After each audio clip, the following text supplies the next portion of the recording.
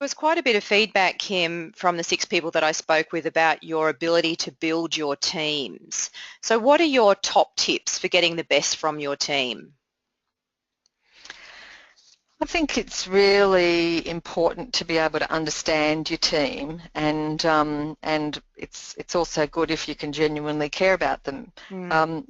It's important to get good at being able to step into their shoes, see things from their perspective, value their difference. Like, I really value people who are different from me, and so I think sending that message really helps to get the best out of people, and believing in them. So understanding, caring and believing in them, and not in that rah-rah way that I talked about before, but in a very solid way, which comes about because you can know what they can do, and you can help them then believe in themselves.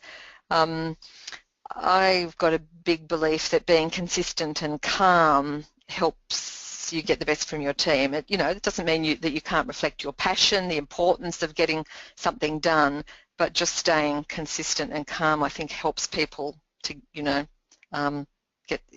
helps your team to perform best. And I've always been on the lookout for how I can add value to them. Like, listen to them very carefully, think about what's the small tip or the small input that I can give that then helps them get on with the next thing, so that I'm not a block to them moving, along. And then, a thing I do, which I'm sure everyone online does, is, don't let people tell you a problem without at least having one idea about a solution. So don't let them come to you in a helpless state, unless they're totally stressed, in which case I say if people are totally stressed, then you just help them in whatever way you need to help them get out of the fog.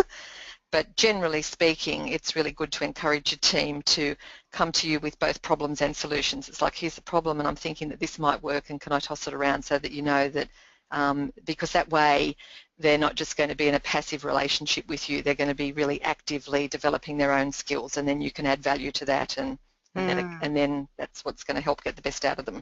Yeah, great. And if there were just 2 tips that you said to the audience today, you've really got to do this, what are your must-dos from those suggestions you've just talked about? So, yeah, I think the believing in people is really, really important. So that's one. And the second one for me is being consistent and calm. And I honestly think that makes a huge difference. Yeah, I do too, and I think it links back to what we were talking about earlier with the brain. The brain just does not work optimally when we're stressed, or when we're in that really pacey place and our brain's scrambled. All right. That's right.